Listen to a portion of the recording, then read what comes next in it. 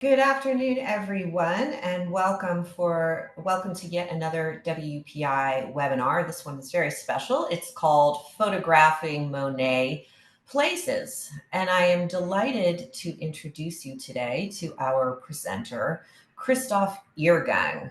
Christoph studied English and German language and literature in Hanover, where he's joining us today, and studied photography with the renowned photographer and professor Floris Neussus. He has been working as an artist and freelance photographer since 1986 and was awarded a fine arts scholarship from the city of Hamburg in 1990. From 2002 until 2009, Christoph held teaching assignments with HFBK Dresden and in Vaduz Liechtenstein. Since 2012, he has worked as the photographer for the Hamburger Kunsthalle Museum's digitization project, and from 2016 through 2019, he worked on a topographical photography project for the Museum Barberini's exhibition Monet Places. More recently, his photography was featured in the two-part exhibition Behind the Scenes at the temporary Haus der Photographie, PHOXXI, for the Photo Triennial in 2022 in Hamburg. Now, before I turn over the screen to Christoph, I'd just like to remind everyone that we will open the forum for a Q&A from the audience. So while you're watching and thinking and reflecting on what Christoph has to show you, please put your questions in the Q&A box at the bottom of your screen, and we will relay them to Christoph to answer at the end of the talk. Now, without further ado, I'm going to turn the screen over to Christoph. Christoph, thanks very much for joining us. Yes, thank you very much for having me and for this nice introduction. I will start and go right into it. The results of my traveling were shown at Museum Barberini on a large format media wall, a photo of the painting and a photo of the place directly side by side in the same size. As a photographer, I deal technically with the reproduction of art, and I work artistically and conceptually with a medium whereby I'm first and foremost interested in the question of the image. And I will repeatedly refer to photographic questions and illustrations in order to look at Monet's way of working from there. I will talk about human perception related to photographic recording, and thus relate Monet's perception to photographic recordings and his artistic image program in different stages of his career. The first pair of images a photographer of my age got to know was the negative and the positive. And now I show you three images from myself where I had, because I was working with pairs of images since long. This is with found material. These are photos which are made in a studio, and these are outdoor photographs. And now I will come to Monet. The first image I show, he painted it at Belle-Île, an island in the Atlantic Ocean just before the coast west of France in 1886. And when I stayed at Belle-Île, where on the island there was little change of the environment, it came totally clear to me how topographic exact Monet was working. He really was very precise, giving the topographic construction of the reality in his images. But and his idea of perception was he wanted to show what he sees. And if you imagine what you see something in photographic term like a 40 millimeter lens. In the photography, all these street photographers and others, they have a whole theory about these 40 millimeter lens. And Monet is in most of his painting quite near to that. Maybe he's 35, maybe he's doing a 60 or 55, but he does not change the angle of what he's painting so much. There are exceptions, which I will talk about at the end, but this is what was his concept of working in his early years. And what we see in this image is that the foreground is a little bit bigger than in the photo than in his painting. And I will come back to that later too. And here I have another image of Belle-Île. And in the middle, you find a engraving, a kind of impressionistic interpretation print from Auguste Marie Lauzet. It was published in a book by Georges Lecomte in 1892 at the Durand-Ruel, the art dealer of Monet. And we found a copy of this rare book in the collection of Hamburger Kunsthalle during our digitization project. And it has a dedication from Durand-Ruel to Alfred Lichtwark, who was the founding director of our museum. And he was in Germany an early official, early public museum who was trying to buy Impressionist painters. It's a story of its own. And this is another Belle-Île painting. And now I have to read you a quotation from Monet. He wrote a letter to Alice Orchidée from Bordighera in January 1884. And she, in her letter before, she said she's always tired. I mean, he never came home because he was continuing to work. And she was taking care for the place and for the kids. So, and she was mentioning that she was tired. And now he tried to give her some good advice. And I read it. I'm not at all surprised at what you say about your tiredness, since it's easy to get used to not going for walks, but you must get back to it all the same and make a habit of what is the best thing about living in the country. And now comes a more interesting part. Mine is a dog's life, and I never stop walking. I walk here, there, and everywhere. As a break between studies, I go on explorations down every path I find, always on the lookout for something new. So by dusk, I have had it. I don't know it was really helpful for the tiredness of Alice Orchidée, but of course, Monet is giving us a kind of idea how he's finding his motifs. Because sometimes you think, why did he choose this one? I mean, the paintings are always so good that you don't care for this question too long, but they have a own cutouts of the landscape somehow. So he's giving the dog image, sniffing for new images, walking around everywhere. And it's, of course, forgivable to the Baudelarian flaneur in the city life. And the obstinacy of his pictorial program to put the edge of the cliff and the horizon line merged together in this image, like as we have it here, is something you will never have learned that at a university to do it like this. And I've been at the place. It's a steep hill on the other side, and you could have been walking up and down as far as you liked. So you could have put the horizontal line below the rock or higher than the rock, just as you would have liked it. But I think Monet challenges his own perception, sets it above all other conventions, and follows his personal interest, developing his sometimes stubborn pictorial program based on his perception. And this is another Monet. It's from 1864. It's a boatyard near Honfleur. They were repairing and building little fisher boats there in the old times. Today, we have a sailing school at this place. Here you have the sailing boats, because this place is it's safe against the permanent west wind by this headland. So it's a safe place. And Monet made two variants of this painting. There's another one which is more like the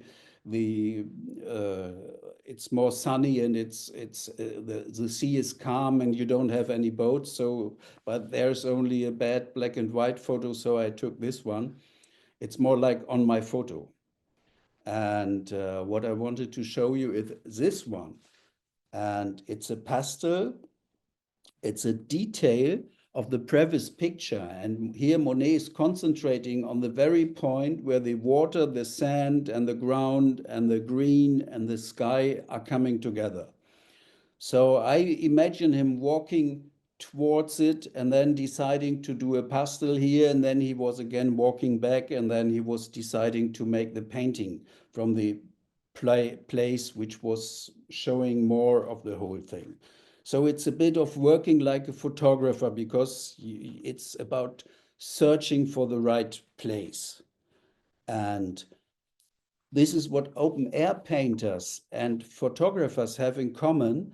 The first decision of the painters is not made on the canvas, as we might think, but it's made in the outside world to choose a place from where to take a picture or to make a painting. And this pastel now is online on the Wildenstein-Plattner website, and it's a very great project. We have these huge and heavy printed versions of the Monet Catalogue Raisonné. I have an exemplar from 1996, the Taschen edition. And now the Wildenstein-Plattner Institute is constantly putting up new images when they are being found, or better images when they occur. So this Catalogue Raisonné project is now coming into life and is living. And we ourselves at our collection in Hamburg try to do a kind of Catalogue Raisonné of our collection. And I know how much work it is, and as well how much work it is to keep these things then updated. But it's a very great project to have it. I will come to that later. Now we are changing. We are going to a place which is somewhere between Paris and Bordeaux in the middle. It's a river Creuse, and it's a confluence of the Creuse and of the Petite Creuse. And these stones over here are these stones which you can see here. And this below this is this rock. And what you can see in Monet's painting, there's lots of color, but we do not have any trees, because then the painting is from 1889. At that time, the whole water system of the Creuse, and then there's another river, and then it's going to the Loire, all the trees were cut to build ships at the estuary of the Loire. And this ended when shipbuilding changed to steel boats. So at that time, there were any trees in the whole area.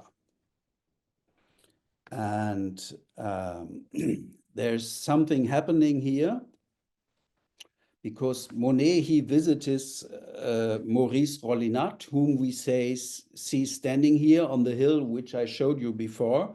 And on both of these images, we have a view upstream the Petite Creuse, and we have this tree standing here. And Monet started to paint there while he was staying at Maurice Rollinat. And then he had to leave and had to go back to Paris and Giverny. And when he came back, he wanted to continue painting, but the tree has grown for him too much leaves. There were lots of leaves on this tree. In the meantime, they occurred.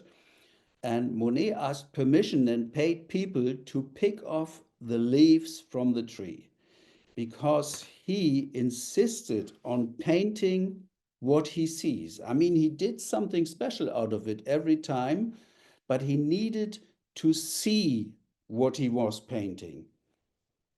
And of course, it's a strange story when you see there are very few trees left, and then there's an artist coming from Paris and saying, hello, let's pick up the leaves of this pretty nice tree. This is one story. And the other story is that Susan Sontag, she wrote something about, in her book on photography, she said, every photograph is a photograph of something. So I think Monet needed this something as well. He really needed to have this something. And in order to have it, he started to stage the landscape, which he later on, with more success and lots of effort, he did with his lily pond. He was staging the nature in order to be able to do paintings of it, though his image program was then rather changing until to going back to this, walking towards these really huge paintings he did from the lily pond later on as his last work. And so now I come to another place. This is a book of Leopold Reidemeister. He was a director of the of the Berlin museums in Germany. And in 1963, he published this book where it's called Die Maler der Île-de-France, the painters of Île-de-France. And he was giving small photographs of the same places where the painters had made their paintings. The first who did this was Leonello Venturi in 1939 in a book about Impressionist painters. So, but now look at the Sisley on the right side, and we are going on. And we have on the left side the Sisley, and on the right side we have a Monet. And probably or possibly both painted this picture, these images of the Rue de la Chaussée in 1872. And what you can see is that there is no church tower on the Monet painting. And this was a big trouble for me because when I was traveling around, I did not yet know the Sisley. So I would have looked different at it. And if you are there today, everywhere you can see the church, and from the very place where Monet had been painting. And at the opening of the exhibition at Museum Barberini, I could take a close look on the Monet painting, and I saw that he had sketched the church tower but did not execute it. We don't know why he didn't do it. Maybe he just wanted to fool me around. But it's interesting, and I didn't see that this was published before because the painting before was locked in some in a place from a big auction company, so nobody really could view the painting so clearly. They were only old photographs. Now we are going to the Normandy coast. On the left side, we see a print from, it was published in 1823-25 in a book about the harbors and the coast of the Normandy. And on the right side, we have a photo from 1870. And both have a structure in common, that we have a kind of foreground which is telling us something about the size. But it's more narrative in the engraving. And the engraving is before the invention of photography in 1839 and before tourism came up in that area, because the railway to Le Havre was built in 1842. So this was a real travel to get there in those days. And later on, after 1842, lots of people came to Normandy and came to Le Havre. And of course, then the need for views was increasing pretty much. So lots of photographers went to Le Havre, and they were settling on the pier and beside the harbor and so on. And lots of images were being produced. And on the left side, we have a photograph, maybe from the same unknown photographer, we don't know. It was made between 1870 and 1890. And on the right, we have the 1885 painting of Monet from the cliff cliffs of Havre, 1885. And what is interesting, it's a much more modern view than the two other images before. And the topic that it's a cutout is even being thematized by this front of the cliff, because it's part of the image as well as it's doing a cutout itself. And we have it both in both images.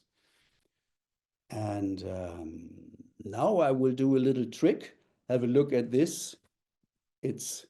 Oh no, it's not yet the trick. It's what you can see today in the day and in the night. I didn't have luck with the weather on the left side. I didn't have, though I've been quite often to Étretat, and now in the nighttime they are putting colored lamps and lights on the cliffs so the tourists themselves can do handy photographs, mobile photographs. And yeah, so I think the success of the beauty of the landscape is doing a kind of overkill in my point of view. Now is coming the trick. It's looking like a early 20th century photograph. We have a very deep viewpoint. We have the backlight and we have the front very sharp with the leaves, but of course it's a Monet. He painted this in the forests of Fontainebleau. It's called Road to Chailly in 1865.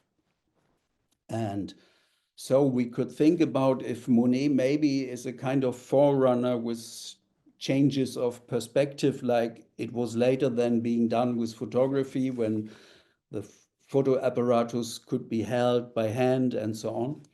But in fact, in that year, Monet had a hurt leg, and his friend Frédéric Bazille even made a painting of him when he was lying on his bed in the small hotel Le Cheval Blanc in Chailly. And one can see his injured leg. And I suppose Monet had to sit while doing this painting, and he was probably sitting very deep, and so it occurred. So it's a topic about we see something in the history of the paintings, and we have to try to find out what the reason is. And sometimes we have an idea, but maybe sometimes things are different. And now I come back to the work of the Wildenstein-Plattner Institute. And when I was myself there in 2019, I was asking for documentary photographs of the research team who did the Catalogue raisonné of Monet. And indeed, the art historian Rudolf Walter, he was searching the places and doing research photographs. And these photographs then still were in these albums with what is written on the back and so on. And Rudolf Walter, he was an art historian, he was not a photographer, and he had a simple camera and he was working analog, so he couldn't see what he was doing while he was doing it. But in fact, we can see in the image here that he was trying to get an image of the elements of the previous painting by Monet, to have this tree in the front and so on.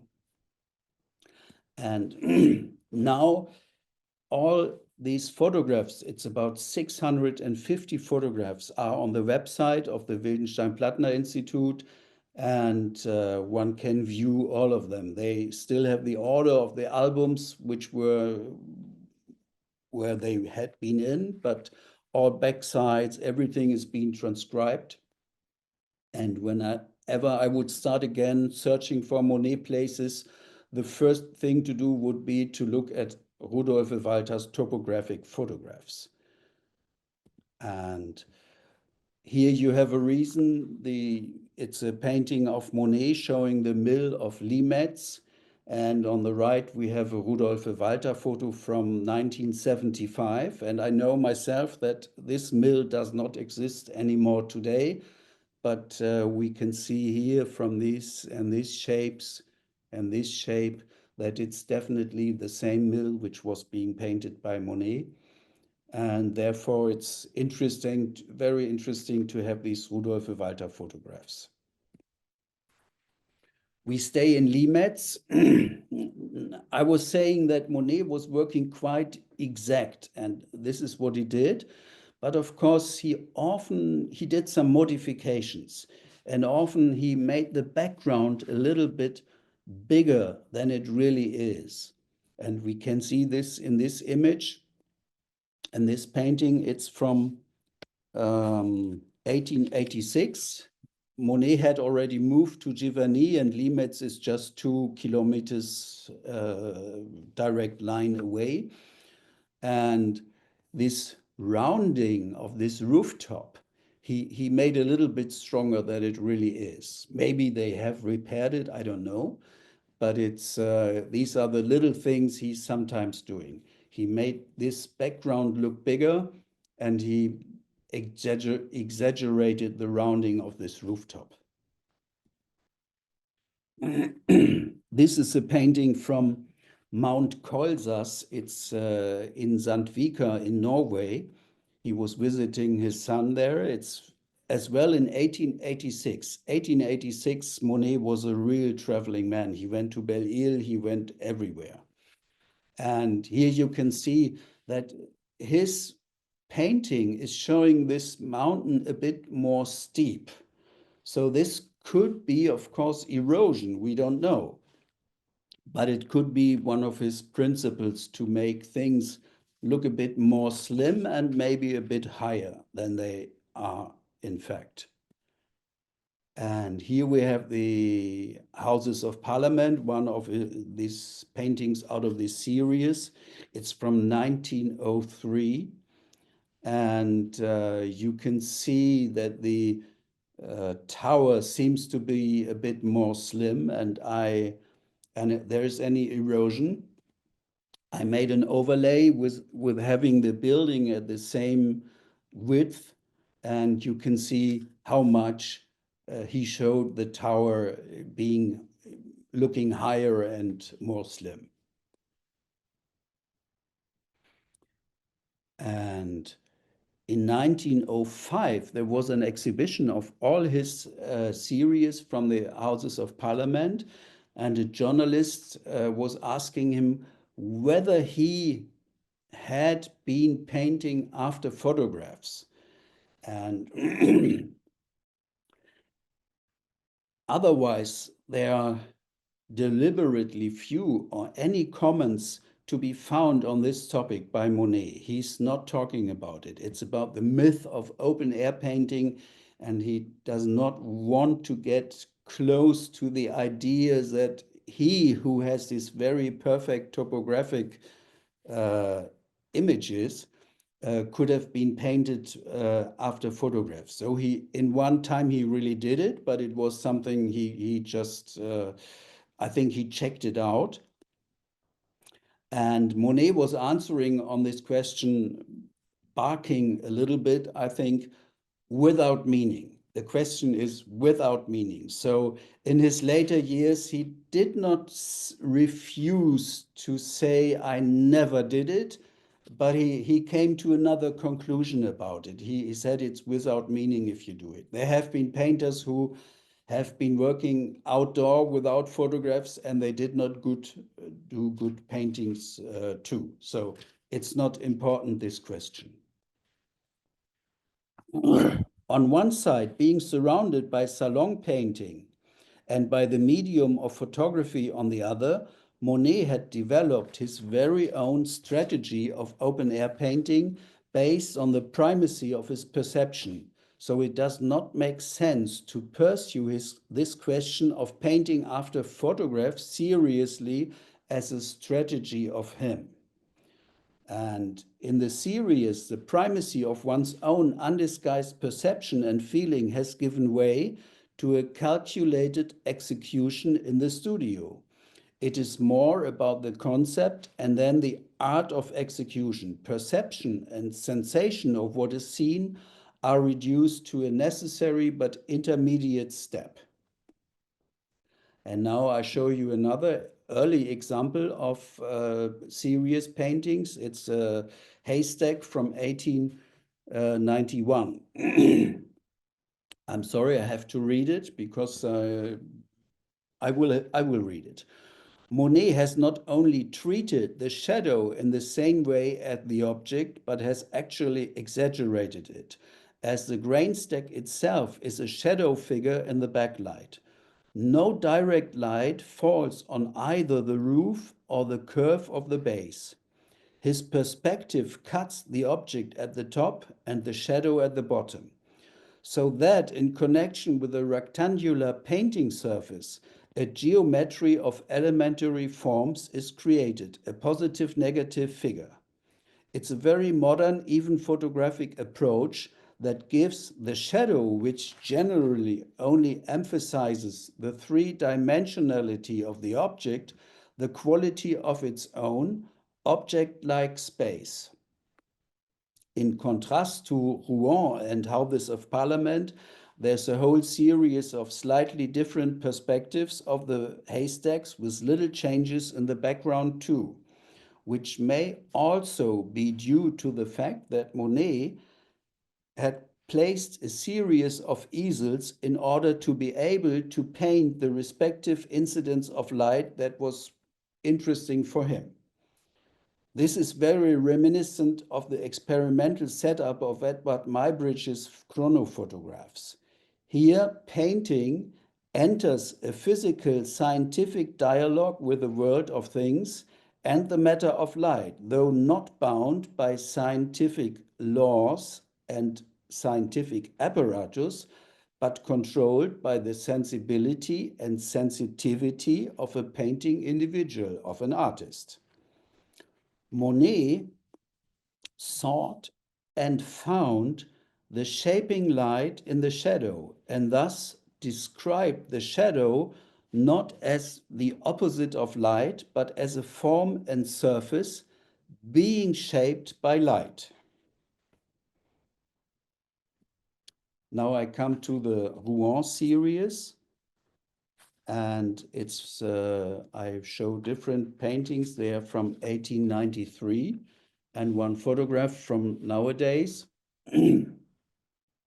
And you can see here that the middle of the central part is going up more straight than in the photo. And this is an effect which would happen if you place a camera with a wide angle lens closer to the church. And then the top line would go more straight. Of course, Monet did not do this, but he put in this effect. And again, we don't know why. Maybe he just, at that time, these tops of these little tower sides were not yet existing because the church was built and rebuilt and damaged and rebuilt and so on. So, and maybe he just didn't want to have too much empty space with the background of the sky, and therefore he did it to fill that in. We don't know it. And as well, Monet wanted to have quite a flat surface, I think, and he cut the image directly here because on top of this little triangle is a big cross. And here, which we don't have today anymore, is a big clock. And he reduced the clock just to a round element, and he cut off the religious symbol of the cross. And I think he did not want to have any conflict, or not let's say not any, he didn't want to have these symbols, the Christian symbol and the secular symbol within his painting, because he had another topic and he didn't want to that it is disturbing this. And the paintings are a little bit more slim than the photograph again, and they are from almost the same perspective. And perception itself is a highly complex process, and photography merely records physical facts. And I think Monet chose his higher standpoint in the second floor of an opposite building, which still exists today, not only to be pragmatic, so anybody is looking on his shoulder and he doesn't have no rain, like if he was working outside and so on. I mean, when he's painting so much, he may choose all these, may do all these pragmatic decisions. But I think he wanted to have a higher standpoint, which is somehow objectifying the front of the cathedral, because it's the first thing in a manual of how to photograph things, that you look from the middle. And on the other hand, I think if you imagine you stand in the city and you look upwards, you always see the buildings being rectangular. And if you take a photo of that, you will see that you have diverging lines. They go together and in the top. And Monet was working there for quite a long time, and he was watching the cathedral front all the time to do his paintings. And I could imagine he was aware of this permanent internal correction of images you have in your unconscious part of your brain. And maybe he did not want his perception being disturbed by his brain always having to correct the lines. I don't know.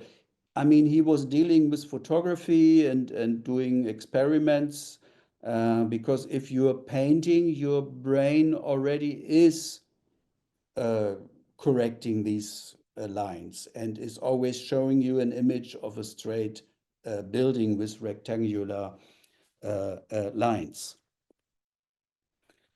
And so it's this is one of the reasons why we can't really say, okay, here we have a photograph, and what did Monet? Because we cannot, you cannot really directly relate a photograph to a perception, because while you see something, there's a lot of things happening behind your eyes. And this is one of the differences. And the light makes things visible. The things make the light visible. And it's something which is very clear when you do photography. And here, the first artistic decision of Monet is his concept, and only then the search for the motif. So he had a concept and he was in search for a motif, and he decided for the front of the Rouen Cathedral. And the primacy of his own perception is subordinated to the concept. And then, of course, because he's always percepting and looking at the front of the cathedral, is kind of being reinserted later into that concept which he was following. And on one hand, the higher viewpoint makes the cathedral front to an object because it is viewed in an objectivating manner. But in fact, Monet is not painting the object which he has in front of him, but he's painting a condition. And there is any distinction between the object and the light.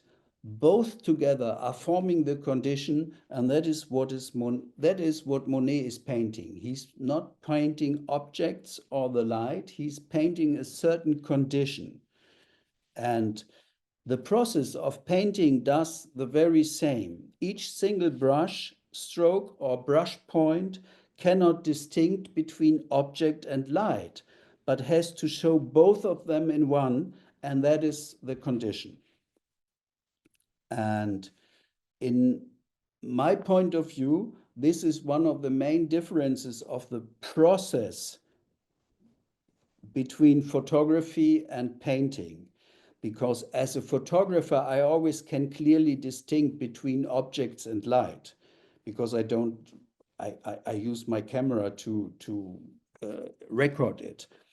And in the process of painting, you can you have to show both in one. And in photography, you can have this opposition of light and object and can handle it in another way. Now I'm coming to another painting. It's a Boulevard des Capucines. They are both painted in 1873. The left one is now in the Pushkin Museum, and the right one is in the Kansas, where is it? It's in Kansas. Well, it's in Kansas City, in the Nelson Atkins Museum. So, and the left one is the one he probably showed in this first Impressionist exhibition in the former studio of Nadar. And it was a self-organized exhibition because they were always refused by the Salon exhibitions. And it was in 1874. And by then, Monet and his friends had already had a long negative experience with the official Salon exhibitions. Among other works, Monet showed a painting of the Boulevard des Capucines, which he had painted from the balcony of the Nadar studio on the 3rd floor. I will show you this photo of the building too. In this way, Monet himself gave visitors the opportunity to compare the view from the balcony with his painting from the same perspective, and he is thematizing the view, the looking down onto the boulevard with two people looking down from a balcony and forming a kind of foreground on the right edge of the picture.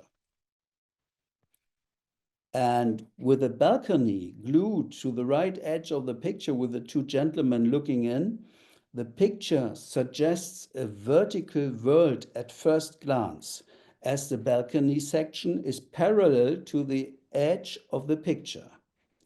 At the bottom right, on the landscape format here, you can see a small triangular, and it has a outward going line a little bit. And that is contrasting the parallelism shown in the balcony. And if we look at the buildings opposite, the street, the figures, and even the trees, we notice in the left painting that they all are pointing slightly to the left, especially the buildings, of course. And this could be a beginner's photographic mistake, with plunging lines, setting one side parallel to the edge of the picture and forgetting that this makes the non-parallelism of the other elements and side all the stronger. The slight offset of the lines is good for the painting. It reinforces the dynamics of movement on the magnificent boulevard and the dynamics of the metropolitan itself. Monet, in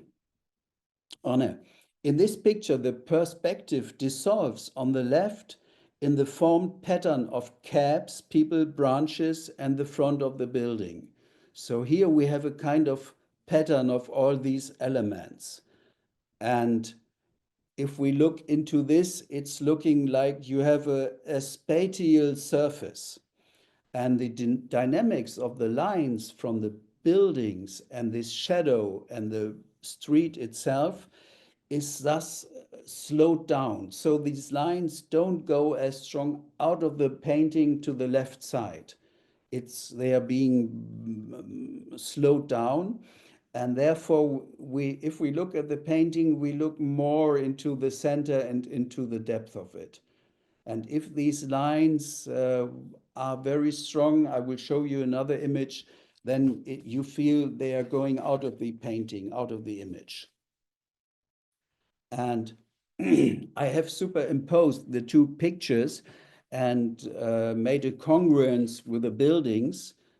And it proves that Monet, and on the right side here, you see the Nadar building, and here is the balcony. On this interesting photograph, we even see people standing on the top of the building. We don't really know why, but this was the place where the exhibition took place, and this was the balcony. And so what we can see here is that if we have the buildings and the architecture in congruence, that the two balconies totally differ. And therefore, I think that Monet put the balcony into the image by himself. because from the balcony he was standing on, he could not see a balcony. And if he would have seen it, he would have placed them in both images at the same place. I think he wanted to uh, show the people, hey, what you see is what you see when you look down here. And try to look down here, and this is my image in this gallery. And if you look outside, you can see what is on the street from this distance. And I think he wanted to thematize the view down, and therefore used a little trick and put these people on the balcony and glued them in on the right side of the painting. So I don't know what time we have. I could show you one or two more paintings. And Yeah, this that's one, good. this one is from Venice. It's from 1908. At that time, Monet already had done his series and so on, and he was dealing with other topics than totally concentrating on his own perception, because he did something rare. He used a very far landscape size of the painting, and he wanted to show the Doge's palace on the right and the little Palazzo delle Prigioni on the right beside it, and the Basilica Santa Maria della Salute on the other side, and the whole entrance of this Canale Grande. Therefore, he subordinated what he could see to a wide angle view. And with a camera, it's something like a 23 millimeter, and it's very unusual for him. But as I said before, in the painting of the Boulevard des Capucines, he reduced what would be seen in the photograph, the strength of these diverging lines going out on the right side of the building, of the painting. And he even reduced the width of the Palazzo Ducale. And he did a little trick with this little Palazzo del Prigoni, because I think he put it in the painting like if he had turned it a few degrees, because this line is not going parallel to these lines. So he wanted to stop the lines breaking out on the right side of the painting, like we have in this photograph. Because if this line, of course, is directly going, it's a central perspective construction like we have in photographs, and therefore he made a little stop here. And it's the same like in the Boulevard des Capucines and the vertical level, on the horizontal level. And now this is the very last image. It's the Rocky Coast at Pourville from 1882, so it's much earlier. But here you see the background, which he usually is making a little bit bigger, is very small. And the stones, the rocks in front, which are really very flat little rocks, are shown very big. So he's putting the foreground, he made it really bigger, and he made the background much smaller. And you only have a time window of 5 to 10 minutes, and the tide is coming in very fast, but you only get wet pants because it's very close to the beach. And as well, he made a person standing here rather small, while these things, they are small. And if a person would stand here, I mean, the rocks are away here, they have been washed away, erosion. But if a person would stand here, it would be much bigger. So here he did a little trick with the perspective. Yeah, that's it.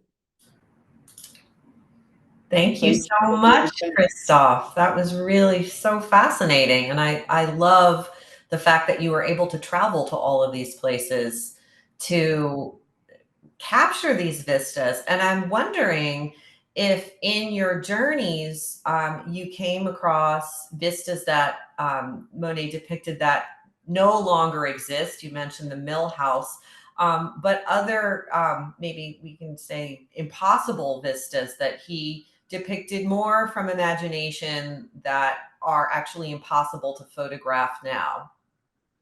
Yes, lots of places have changed so much. For example, in the Netherlands, in Zaandam, the Netherlandic people, they are very busy to get land from the sea.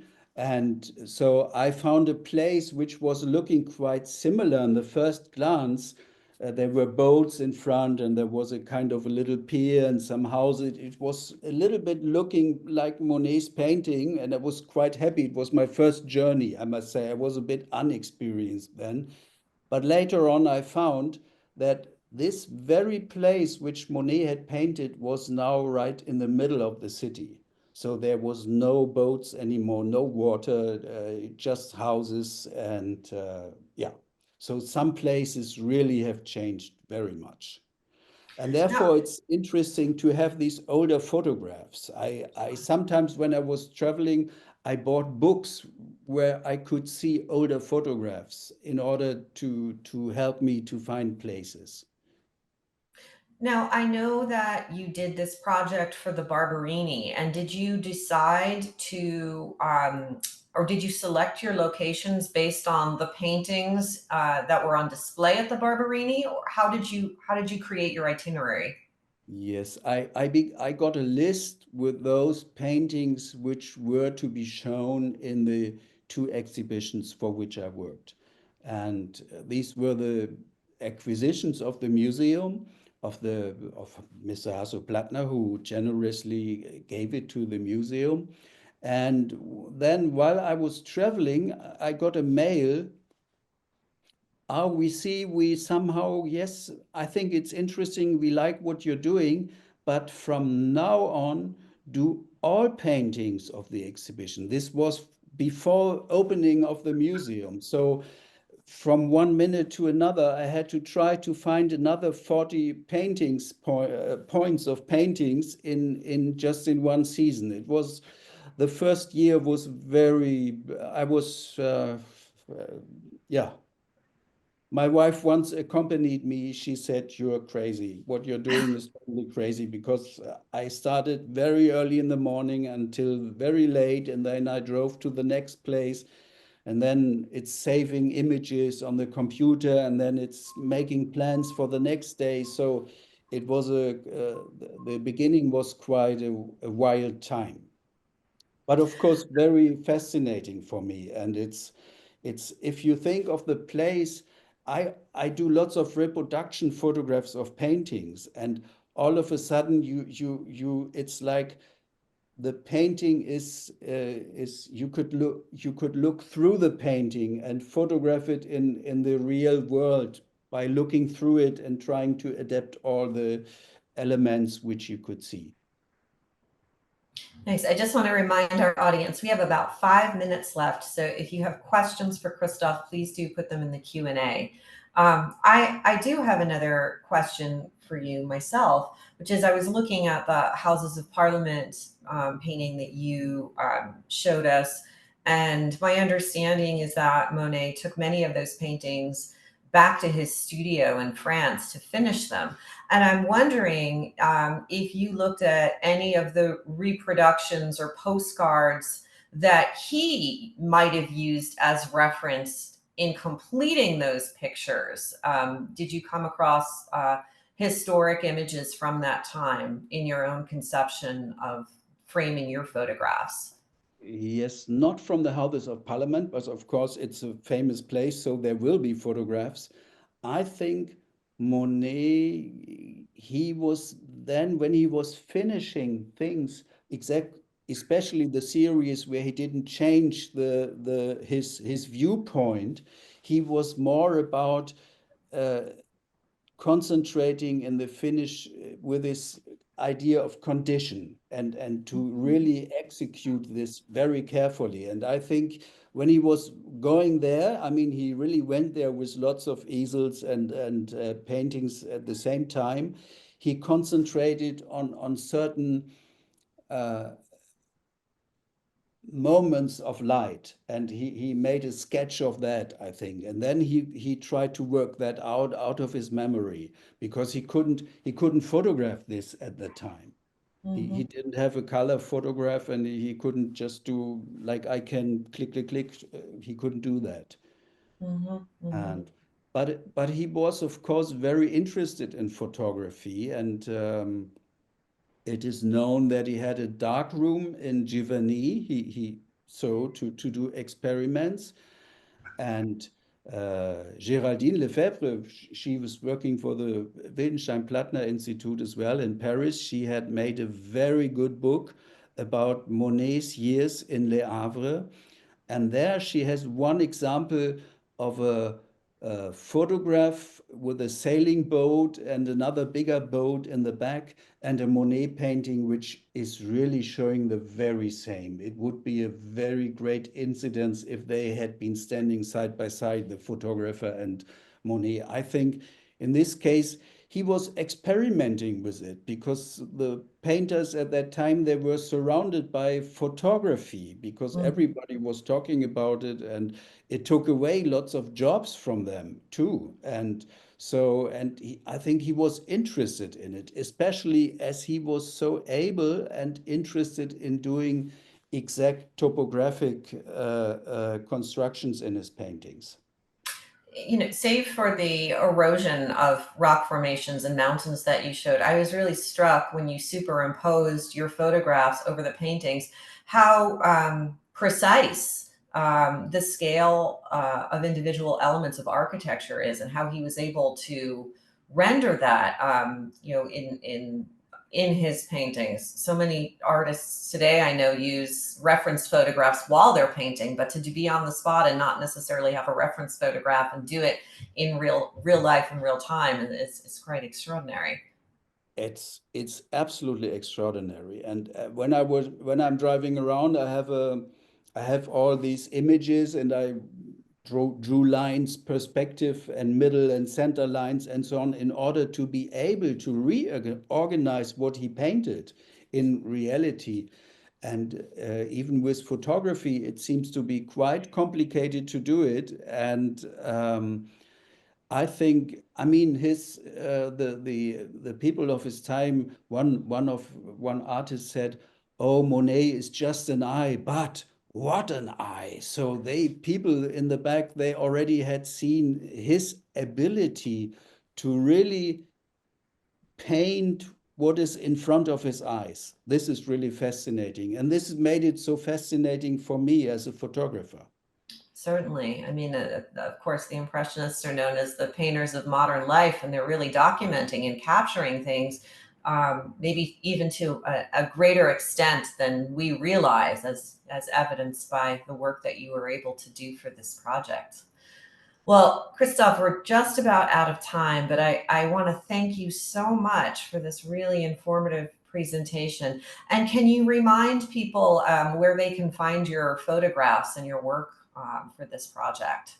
Yes, it's you can go to Museum Barberini, and there is a big media wall in the third floor, and the people before Corona, the people themselves could choose a painting, and then one of my photographs could be set side by side, like we have it here in the screen. And yeah, and they were both in color, and for me it's always clear it's a photograph of a painting and a photograph of a place, so you can scale it and you have it on the same media level. And as well, there's Museum Barberini published a book.